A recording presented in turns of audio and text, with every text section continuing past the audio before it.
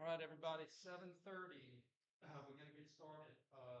First day of class, I'm gonna leave the door open. Some people may not know where class is. But as we do have class at 7:30, I'm gonna close the doors because it's time to get to work. And so please try to come. We have parking. It's kind of cool, right? Compared to main campus. My name is Dr. Brian Campbell. And I just want to say right off, I don't have to, I like this phrase, I don't have to, I get to. I get to teach this class, which is very near and dear to me. I'll explain in my little introduction slide. But I am a little eccentric. I'm a little weird. I'm a little different. My therapist says I'm just autistic. I don't know what that means, but I'm going to wear my shirts inside out. There's a reason for it. I might have one sock and not another sock. There's usually a reason for that too. But we're all unique individuals, and we should be celebrated as such. So I teach from a different type of platform. How many of you have ever heard of the term ergonomics, right? Like something's ergonomically designed, right? And it's meant to be like it fits a lot of people, that you can adjust it, and it's meant to have a work setting fit a person, not a person fit a work setting. And that's how I teach. I'm an ergonomic teacher. I try to teach for different learning styles. My analogies come from different perspectives of your background. So in other words, this is not the class where you're going to see me reading from a PowerPoint or reading from notes. It's okay, I promise. But I'm going to teach you a few concepts. Think of it like this. Good morning, guys. Think of it like this. If you had a toolkit and you have different tools in your toolkit because you never know what your problem is going to be. But if all I did was teach you how to use a hammer, you better hope that your problem requires a nail. But not all problems require that, right? So I'm going to teach you this unique kinesiology toolkit to use, where if you put in the time and effort and learn these few tools that I'm teaching you, you can solve infinitely many problems. You can answer infinitely many questions, as opposed to trying to memorize a certain number of questions and hoping you get those questions. Just take the time to learn some tools, and then you're going to have the confidence to be able to answer any question. Okay? Promise that. The first thing I want to do is introduce my intern. She's going to be my teaching assistant this year, Miss Lindsay Buller.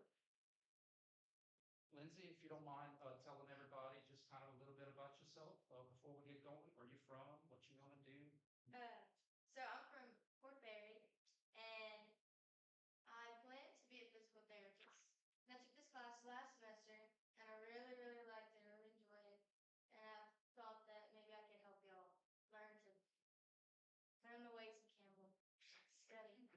It's like the force. But let me ask you this: when you came into this class, did you have any preconceived conceptions, or was you just kind of a blank slate?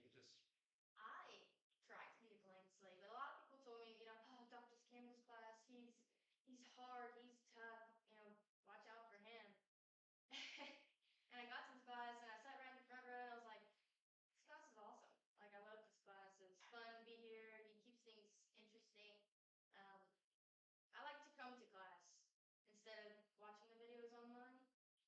Yeah, and that's what the hybrid. So Lindsay and I will be kind of giving different perspectives. We all learn differently. Not that it can't be similar. You could be 99% the same, but there's always a little variation, different. And so the way I learn might be different from other learners, and I'm aware of that. I'm very aware of that. So what Lindsay is here to help me do is to help me try to reach. On my own, I might be able to reach 70% of students with my teaching style. That's not enough for me. I want to try to reach 100% of the students that are willing to reach me halfway or meet me halfway. So Lindsay has a unique perspective of not only how she learned, but working with other students last semester and their perspective and how they see things. I think that would be really helpful. But we don't know what we don't know. So you have to come to us to be able to help you. Right? We don't know what we don't know. start with me. I'm going to give y'all a little background on me, just because this is just a little background of who I am and my background. Nothing more than for you to be able to come into class, if you do come into class, and start a conversation. Oh, you said you're interested in this or you're interested in that. I remember last semester, Lauren, we talked music like every morning, Monday, Wednesday, Friday. She's in a choir and she loves old school classic music. So that's what this is about, just for you to know me a little bit better with my interests and my background. So maybe we can bond or have a commonality in something. And this is a good lesson for life. It's not what you know, and it's not who you know, guys. It's who knows you. And the way you get to know people is through conversation. An example of that is I know Michael Jordan, but he don't know me, so it's not gonna give me anything, right? Make sense? The hybrid nature of this class, we're going to talk about it later, but I just want to get it out of the way, is because everybody learns different, and because life has dealt us all a different hand. Some have families, some have small children, some have sports, or you're going to be away. Guys, we get sick. Things happen. So the hybrid nature is just, I'm going to be here Monday, Wednesday, Friday, excluding, holidays and stuff. And I'm going to be working face to face for those of you that prefer to learn face to face. What's the pros of face to face? I've been doing this for a while. I can see facial reactions to my analogies. Guys, they're not all going to be winners, but I can tell when I explain something and it clicks. I've been playing this kinesiology poker game for a while. You get to give feedback face to face. Cam, I didn't quite understand that analogy. Oh, okay. What's your background? On water skiing. Ah, well, think of it like this. Think of it from this perspective. Okay. I'm going to record every lecture and I'm going to upload it on my YouTube channel. So although you don't have to be here, I think positives of being here help some learning styles. So I always want to encourage you to come to class. The only mandated thing of face-to-face is our exams will be face-to-face. Okay? So again, that gives you the flexibility. You come to class, learn face-to-face, watch the videos later, learn that way, obviously. Come get some feedback when you can, or some type of hybrid of coming in class. And it's up to you guys. All right? What does Uncle Ben say? With great power comes great responsibility. I don't have the power. You have the power of this flexible learning style that fits you, okay? All right, here we go. A little bit about me. Please do not touch the rule. That is a fact. I like to get outside the box and try new things. I like to be unconventional, all right? I'm not going to get arrested. I don't think so. But that's just me. I'm going to try new things. I'm going to do silly things. I'm going to make silly noises. I'm going to tell a lot of dad jokes. A lot of dad jokes. Right? Y'all, this was me when I started here my first semester. Fall of 06. Oh yeah, long white beard, dude. Like I'm like one step away from Gandalf the White. So in other words, I've been doing this for a long time. Doesn't mean I'm perfect. In fact, as I do it, I realize, man, I have a lot of stuff I need to learn, but I'm better than I used to be. I'm better than I used to be. It's just like anything else. You want to get better at playing at basketball? Play. I can go and study the rule book of softball. Know every rule there is. Does that mean I can play? Gotta play. That's what we're here to do. We're here to play. This is my beautiful wife, Lucy. We met here in KNES. I was sitting in that corner right there. She was tall, and where I'm from in Delcambre, Louisiana. Anybody ever heard of Delcambre, Louisiana? A little shrimping town south there. So let me explain Delcambre. If this is the state of Louisiana, it's like a boot, right? And Lake Charles would be like a heel spur, and New Orleans would be like a toe jam. Delcam's like the plantar fasciitis of Louisiana, like we're right on the arch right there. So my wife, I was shy, and they needed an extra to play softball. I played baseball my whole life, but I never played softball outside of PE. And so she said, "Do you play softball?" And I was like, "Absolutely." I was a left-handed pitcher and a first baseman. She's like, well, we need a third baseman. I was like, I played my whole life. And then like at the game, I'm like fielding and I'm like throwing like these big lollipops because the release point of a softball is a little different from a baseball. Like, dude, you okay? I was like, oh, yeah, I got the itis. But it all worked out. So, guess we got to hit that. All right, here we go. So I played, I think it's my ADHLMNOP, all the letters I had. I came from a small school. Being part of a small school, there's pros and cons. I played everything, not because I was necessarily good. We didn't have anybody else. Like nobody ever got cut. Like, so, but that allows me different experiences. I have a little football background. Played defensive back, wide receiver, kicker, punter. We had to do, like, can you walk? All right, get out there. Okay. It's Henry Winkler. Anybody know from The Waterboy, Coach, Mr. Coach Klein, and from Happy Days? I love pop culture. I love Comic Cons. I love that kind of stuff. That's me and Henry, real nice guy. That's me and my sister dancing. She taught me how to Cajun Zydeco two-step waltz troika when I was a kid so that I could be her dancing partner at the Delkin weddings. Apparently, we have disproportionately more weddings than everybody else. I don't know, maybe the divorce rate's a little different. But we were going to weddings every weekend, and she taught me how to dance. Fun thing is that when I was at Auburn and doing activity classes, I said, hey, can I teach a Cajun Zydeco dance class? So I brought like Steve Riley and the Mumble Playboys and Gino to the people of Auburn, and it was really fun. It was good times. It was good times. Although my wife and I went to a street dance, and we showed up with like 2 coolers of root beer. And we got there and nobody had ice chests and nobody was dancing. And so we were like, turned around and went up street dance back up. So I'm dyslexic. And so my brain is meant for certain things. And it's all about knowing your lane. Like you accommodate your weaknesses, you accentuate your strengths. So one of my strengths is strategy, trying to move chess pieces on the board.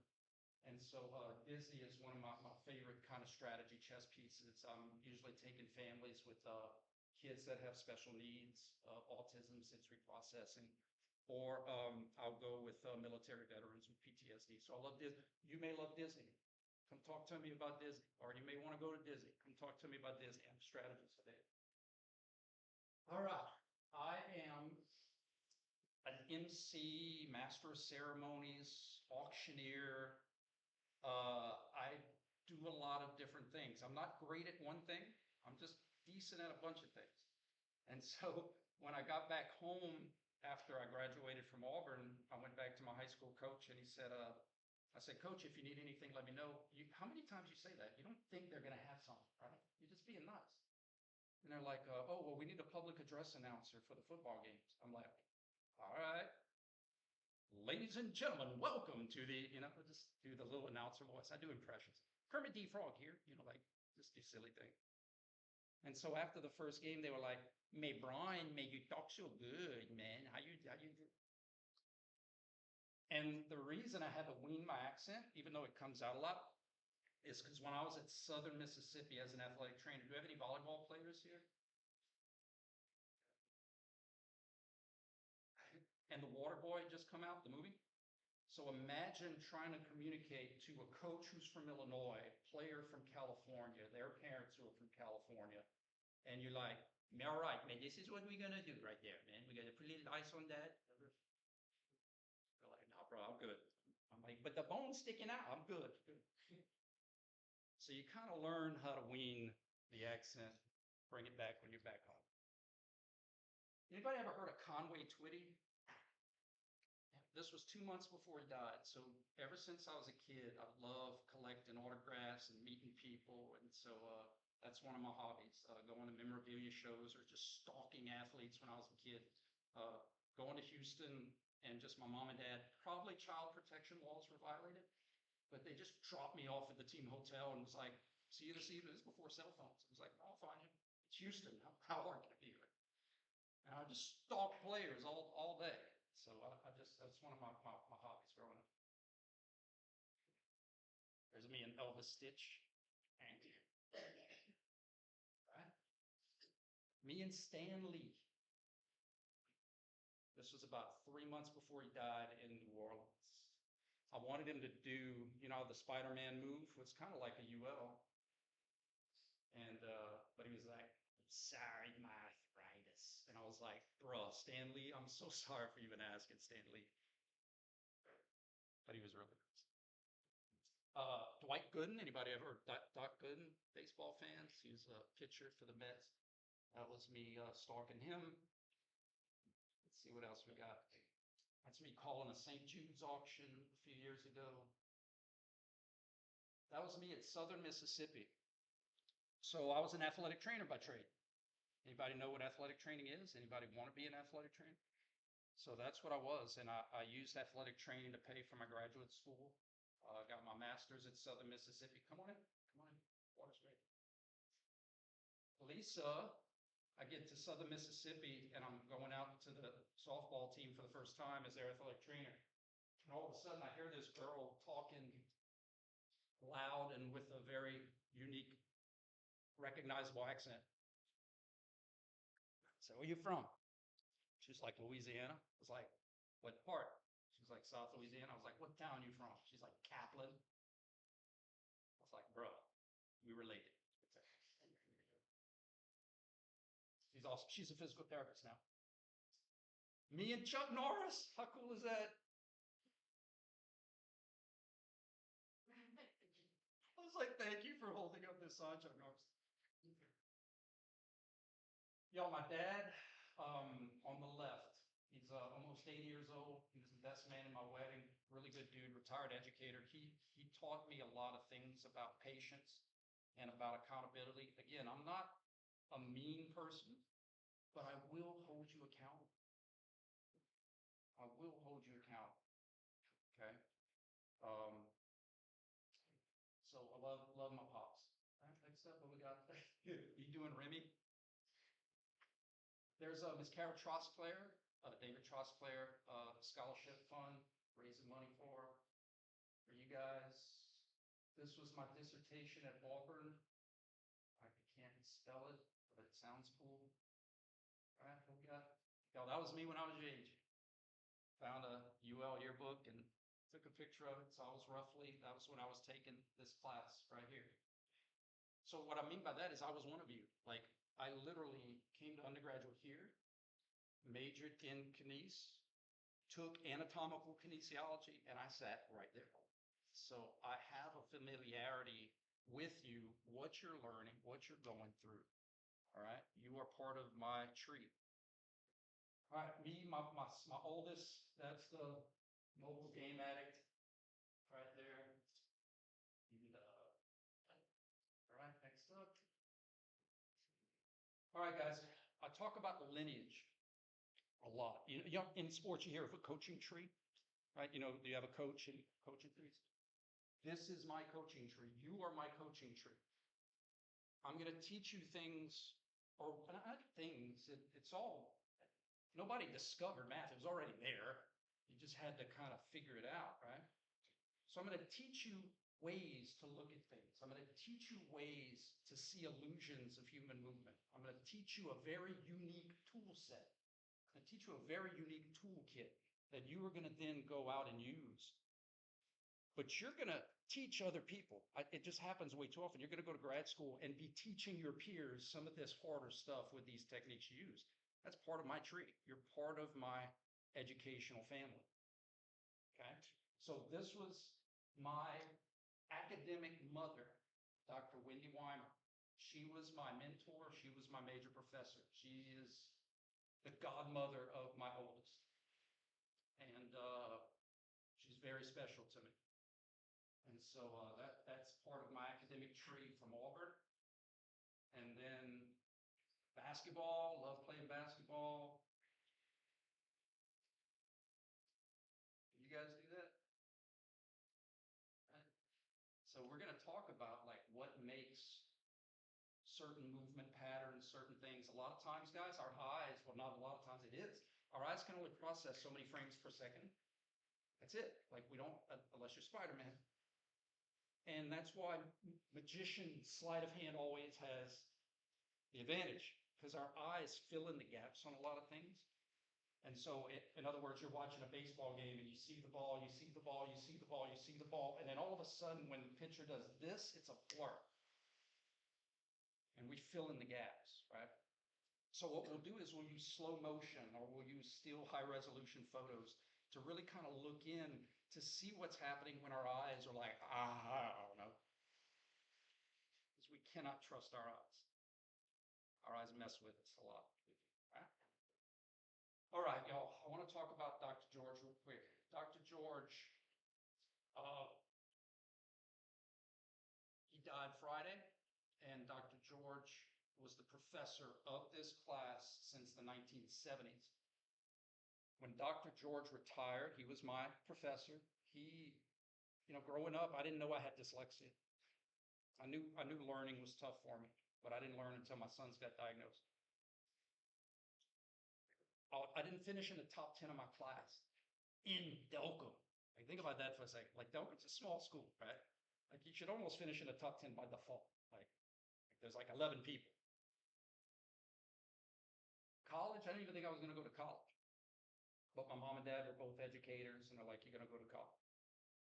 C's and B's. If I got a B, game on. Mostly C's. Until I took this class.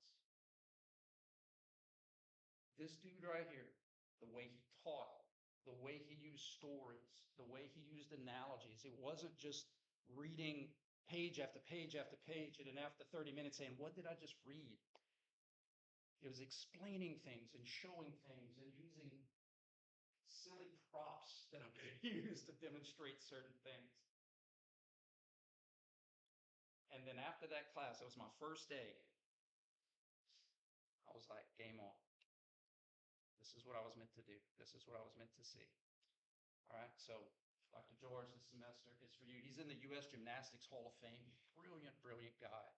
Kind and patient, but stern and fair.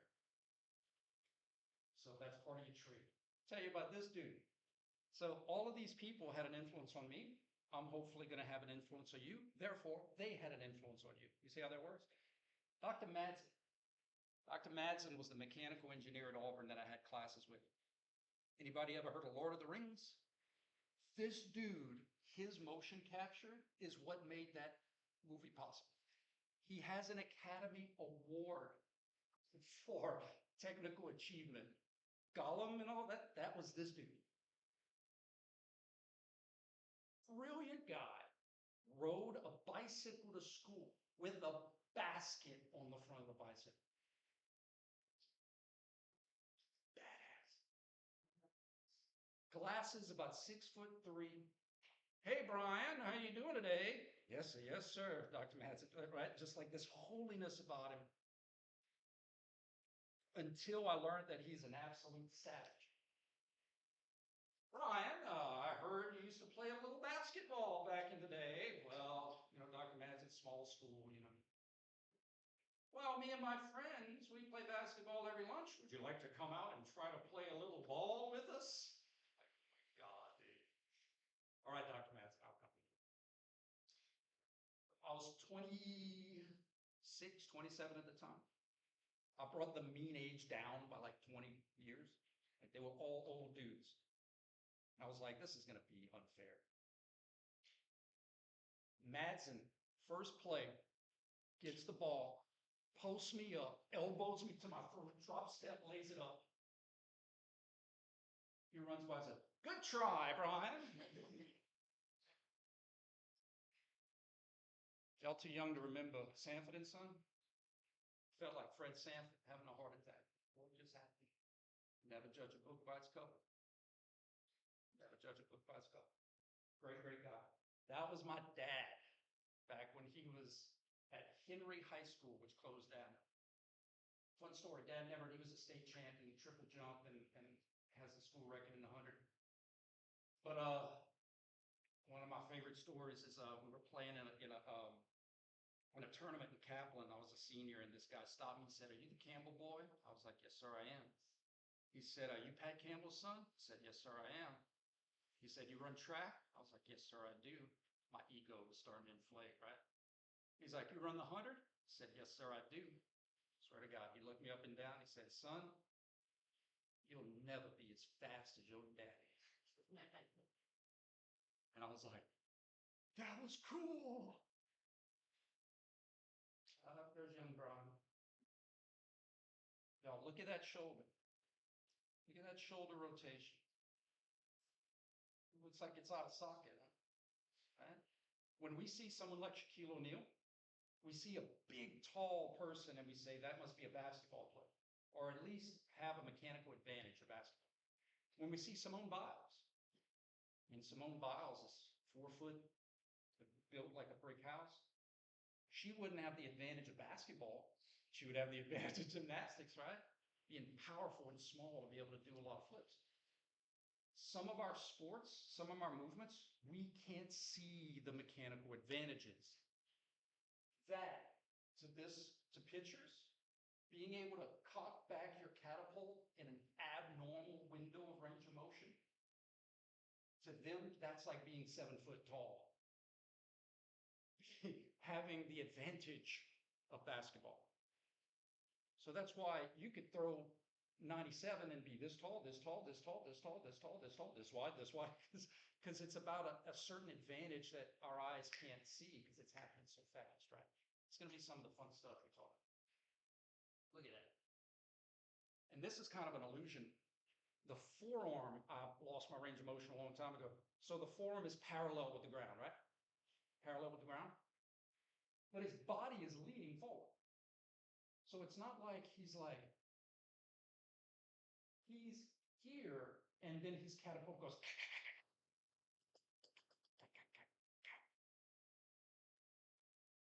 And we have a scientific term for that. Crazy. That's crazy, man. Oh, my favorite, Baby Yoda. Do not come to my office looking for special treatment. Students showing up to my office looking for special treatment. Don't play. I'm not going to reply. Now, what I mean by that, Dr. Campbell, I know that a 90 is an A, but I'm right there at an 86.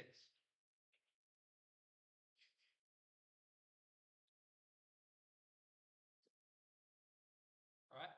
So let's be respectful. And that is it for the intro. Now, if you go to your Moodle page, what I'm going to do is while I pull up the syllabus, I would like Lindsay to talk a little bit about advice, study habits, how to stay on top of the material. Too many times, guys, because this isn't a memorization only class, waiting till the night before to try to cram it all in, that's not going to happen. Because not only would you have to memorize tools, you got to learn how to use all those tools. Okay? So, Lindsay, why don't you talk a little bit about some advice from either yourself or from previous students in terms of this class, or how this class is different, or just any kind of perspectives that you had having just taken this class while I find the syllabus. So, it's kind of hard to study because there's a textbook. It's just not it's not what you should mainly. You should practice. Practice is how you study. Every day I would practice, or after class I didn't have class till later. I had a few friends in the step lab, and we just practiced and went over what we just did in class. It helped me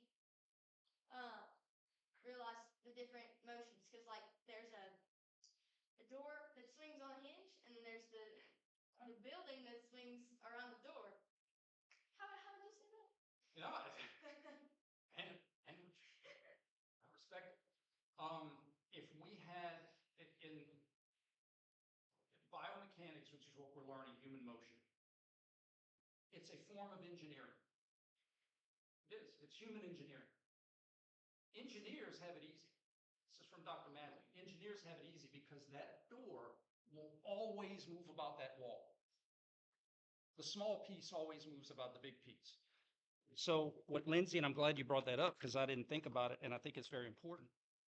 The green part will always move about the brass part in the real world, right? But in our body, we can move the brass part about the smaller part. In our body, we can have a dollhouse, keep the door fixed, and open and close the door because we move the house. In our body, we can rotate the leg about the socket, but we can also rotate the socket about the leg. And it freaks people out because you always want to say, well, if something spins this way, it's always this. That's not how human movement works. It's relative to the reposition of both segments. So the door can move about the wall, and it will always move about the wall. But in our body, the wall can move about the door. One more example. Where's our Ken doll to your point, Lens, and then I'll move on. Head spins to the left. Head spun to the left, y'all. He's looking at his left shoulder. Head spins to the left. He's looking at his left shoulder. Head spins to the left. He's looking at his left shoulder. So even though the body spun to the right, he's in the same position as if his head spun to the left. That's what we're going to teach you. How to see these illusions and how to understand that however you were introduced to human motion, forget about it, guys. Because that's an 8-set Crayola box of options. Flexion is hand goes forward. Fingers go forward. Arms go up. No. I can have extension where the fingers go back. I could have flexion where instead of the fingers go forward, I could pronate, and I could have flexion where the fingers go back. I can have supination where I'm not making a silly soup bowl. I can have supination up here. This is supine. This is supination. This is pronation up here. There's scenarios that don't fit all these elementary school 8-set Crayola rules that unfortunately you guys have gotten. And it's not any of your teachers or instructors' fault. I'm going to get off my soapbox. It's not. You know what it is? Anybody can practice human movement. Can anybody practice law? Can anybody practice medicine? But anybody can practice human movement, and rightfully so. Who are our first coaches? Our parents. You think they had advanced kinesiology degrees? No. So they're saying loose, fast and loose terms and this and that. That's not their fault. Who can practice being a personal trainer? Anybody? But I'm certified through what? Kellogg's? Hershey? There's infinitely many certifications. All I'm saying is that it makes sense why a lot of this stuff has gotten filtered through our lexicon. And I'm here to refilter it, make sense of it all, and culminate rules to make it all make sense and to make it better. I take my engineering background and apply it into biomechanics. In engineering, there's rules. They don't play fast and loose in engineering, right? There are rules. And that's all we're going to do. We're going to have rules, and then we're going to apply those rules. Soapbox off. Yeah, so like how I was saying, left shoulder. You're looking at your left shoulder. There's landmarks for everything. There's rules for every motion that he has. So I like to come to class to be there to see what's happening, and then write down all the little rules that he tells me, you know. And also take pictures. I mean, there's always the video. Good point. I never look at YouTube. That's not my thing. I was in class every morning, and I took pictures. He would show examples on the screen. He would do the examples himself if he could. And I would take pictures. There's a start and there's a finish. You don't have to know what comes in the middle. Start and finish, and then you figure out what motion happened. Like if you were in Lafayette, that was your start, and then you finished in Lake Charles, you know you had to travel west. You didn't have to know you went through Scott. You didn't have to know you went through Crowley. You started in Lafayette, you ended in Lake Charles. How did you move? What road and in what direction? It's that simple. It's the same with human motion. If I give you a start position, and then I give you a finished position, you had to have a certain motion to go from A to B. What about studying? How did you study? Did you study in groups? Did you study by yourself? I like studying in groups, whether it's in step lab or I was on the phone with someone. I studied in groups. I always ask Sarah, or I guess in this case, me. Yes, if you have questions, you can always ask me or ask Dr. Campbell. So be curious. Also, studying. I had someone last semester. He got hundreds on all of his tests. He studied by teaching his little sister. He would teach his little sister what all the motions were and what everything did and all that. And she was like, if she understood it, then he must either teach really good or he understands material very well. Yeah. So he did, and he got the grades. But no, I like to study in groups. I like to go down the list. So like we'll have flexion extension this first test. I would go through the wrist. What does the wrist do? What does the elbow do? What is the shoulder? And I would go through all the joints that we would have on the test and all the motions that we would have on the test and just go through them all, make sure I know them all. I know them all the obvious way or The illusion way. the illusion way, right. So the illusion that Lindsay's talking about, there's 4 types of motion. It looks like it's moving and it is. That's an easy one, right? It looks like it's not moving and it's not. That's the best. But then you have 2 illusions. It looks like it's moving, but it's not. So let's say you learn hip extension is leg go back. What if I rotate about my right hip and the leg goes back, but they didn't have any motion in it? It just went along for the ride. Like, in other words, what if I had a cast on my right leg? I couldn't move my hip if I tried. Couldn't I do this? Because my motion isn't happening at the hip. It's happening at this other hip. This leg is still straight. See what I'm getting at? Ton of illusions. Just because my arm went up doesn't mean I abducted my shoulder. See what I'm getting at? And then the other one is, it looks like it's moving, but it's not. So, the hip would be, it looks like it's moving and it's not. Another one is, it looks like it's not moving, but it is. The example is my neck, my cervical, okay? My nose in line with my sternum. If I look to my left, it's not in line with my sternum, right? But if you say, oh, if you look to the left, it's cervical motion. But what if I move my trunk and I keep my nose lined up with my sternum? Does that mean I move my neck? No. I just went along for the ride. Does that make sense? I'm going to teach you these things, but we cannot assume. We cannot assume. All right? We do not assume. Last point before I go through the syllabus, and interject if you want. If you're awake, you can practice. You walk into your car. There's ankle motion. There's knee motion. There's hip motion. There's illusions that happen all the time. You're cooking. You're cleaning. You're doing activities of daily living. You're lifting. You're playing.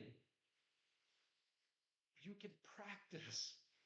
And again, it's more about practice than anything. You can learn the rules, but the best way to get better at any skill or activity, like if I read a guitar manual, it doesn't mean I know how to play. I gotta practice. It comes down to practicing. And if you're awake, you can practice this stuff. And if you have questions, that's why I'm here early. Who was the first person here this morning? Was I here this morning? I'm here. Because I love this stuff. I love this stuff. All right, let me go through, think about if there's any last points you want to make. I'll go through the syllabus.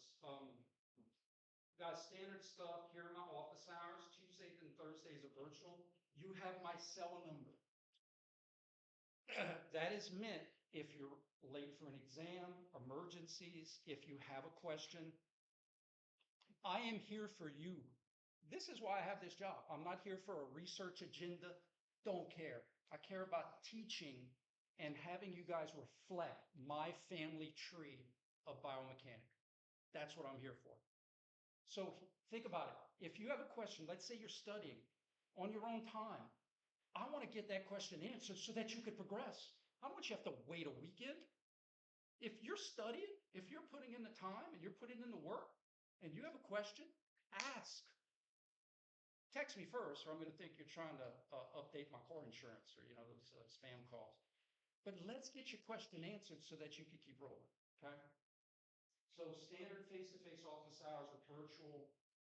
Guys, I'm gonna give you all the materials, no book. Pros and cons, you don't have to pay $500 for a book, but I'm only gonna give you the things that you need, basically the rules, the tools that you need. And then we're gonna practice. Here's my YouTube channel. Here's the grading scale. Guys, I don't mind if you have, well, we learned this, or we learned that. Well, yeah, that's fine. It's just, what do we call it in class? My mama called a cat a minou. Y'all know what a minou is? A little French cat? We're talking about the same thing. But we have to be on the same page. What are we going to call this critter? Okay, in this class, let's call it a cat so that there's no misunderstanding. So a lot of times it's just verbiage. External rotation, lateral rotation, it's the same thing, but we have to be on the same page of what we're going to call certain. All right, guys, this is probably the most important part. I try to empower you guys with options. Finals time suck. I know, I've been there, and I go through it every semester. The old Brian used to think my class was the most important class, and it is. It's the kinesiology, it's human movement. This is what the degree is meant to be. But you have other tests, you have other projects, I get it. So what I'm offering is, you're gonna have 3 exams on 3 levels of content. If you're happy with the grade you have after those 3 exams, go spend your finals time studying for something. If you're not, I give you an optional cumulative final where you can show me you went back and learned from your mistakes. But it is optional. So in other words, no new material. There's no double jeopardy because you can keep the grade you have, A, B, or C. And I explain all that, how that works here, okay? Does that make sense?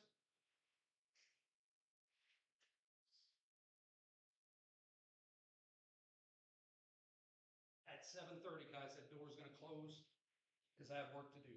And the way my brain works, I'm building a house of cards every day. I'm taking you on an adventure. I'm taking you on a journey. One day I'm going to be like, we get into Shreveport. That's the goal of the class. I don't know how we're going to get there, but we're going to get there. We may go through Houston. I don't know. We may go through Atlanta. I don't know. But we're going to get there.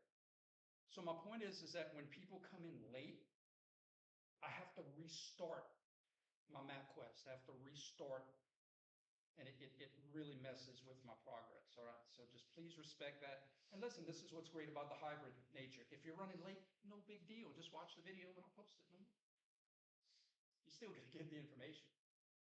But just try to be on time at 7:30. Don't plan to be here on 7:30. That's when the train comes.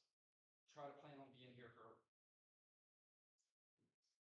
Guys, you can miss a test, just communicate, man, just let me know. If you don't let me know, I assume you slept in because I have it right there. Just let me know. You sick, something happened, car wreck, text, call, carrier pigeon, I don't care. But I have all the procedures on makeups. It does not behoove you to miss tests. Tests are going to be 33 questions, multiple choice. It's all content, guys. There's no BS. There's no projects and group projects. They didn't do this. I didn't do that. That's like, it's reality TV right there. It's content. Can you show me you learned what I told you to learn? Riddle me this. How many questions were on your test that I said, this is going to be on the test? We need to get bonus points if we got them all right, but never. That's true. I'll give you an example. What's this called? A shrug, right? But in layman's terms, we say shoulder, right? But that's not your shoulder joint. That's your scapulothoracic. I'm gonna teach you, your shoulder does this. Your shoulder doesn't do this. For your shoulder to do this, it would have to dislocate and this, back. But this is how powerful that verbiage is stuck in your brain. Like, guys, I'm gonna ask you this, and I need for you to not say that's happening in the shoulder. The shoulder's just going along for the ride. It would be like saying arbitrarily elbow shrugs or wrist shrugs. They're going up and down too, like it's arbitrary. I'm gonna ask it, And if everybody gets it right, I'm going to give bonus to the whole class. I'm telling you, I'm going to ask this question. And if everybody gets it right, you're going to get bonus. I'm going on 12 years. I ain't giving bonus one time. That's how, ring the bell, man. So Pavlov does. So I'm telling you, we have bad verbiage in our heads, not your fault, but I'm a therapist that's trying to reprogram your head to see certain movements the way they really are, not the way they appear to be. So yeah, I get bonus opportunity. Maybe this will be the first time I have it. Who knows? All right, guys, a couple little notes. Exam content will be based off of face-to-face lectures. What I mean by that is this semester. So in other words, all these lectures are going to be posted online. It's not that the content is any different, but again, I use different analogies. Every class is a different experience, right? So go off of examples, analogies, or if I say, hey guys, I'm going to ask this question, do your best to try to make a point of that. Just don't ask for stuff. I mean, I'm not saying help, but just like, you know, this is what makes me kind of uncomfortable. First test, a student may not do as well as they want, like, you know, maybe an F. And guys, I've made Fs. Second test, the student doesn't improve. I can work with improvement. I work with improvement. Guys, we've all been there, right? You're playing ball and pitcher comes up that you've never seen before and you're like, you get taken to school, but you adjust,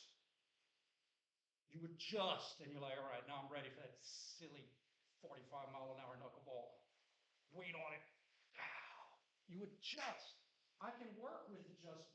You make an F on your first test, God, that sucks. You come back with a B, let's play.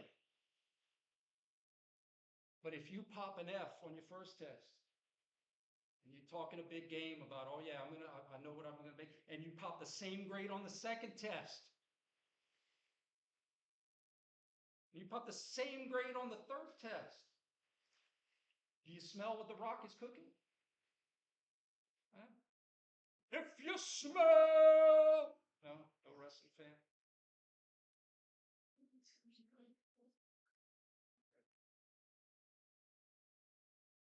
I can work with improvement. But what I can't work with is I can't be a miracle maker.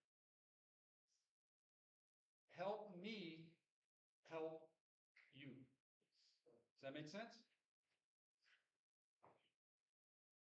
We're good? Any questions? Lindsay, last words? Points of contact? Game on. We'll see you Friday.